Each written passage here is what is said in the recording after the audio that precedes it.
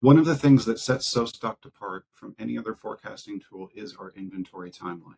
The inventory timeline gives you full transparency into what is going to be happening with your inventory for up to a full year in advance, including seasonal spikes, marketing plans, and future growth. The inventory timeline shows you what orders need to be placed if you're sending inventory to a warehouse, what you currently have at your warehouse, recommended or forecasted transfers from your warehouse into FBA,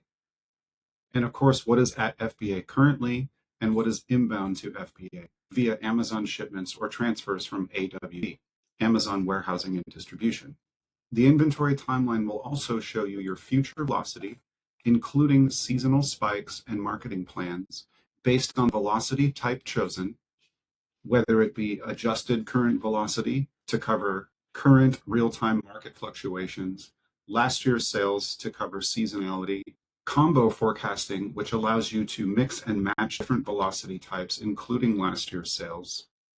and even custom future marketing plans and seasonal spikes.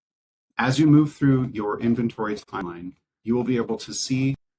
these future marketing plans or seasonal spikes displayed on the timeline here.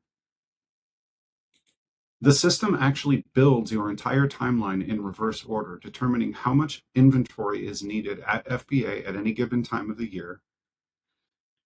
And based off of your transfer times and lead times, when should inventory be transferred and when should it be purchased to replenish both your warehouse and FBA to ensure that you never stock out and you also don't overstock. And the inventory timeline is the best way to have full transparency into your future forecasting and demand planning.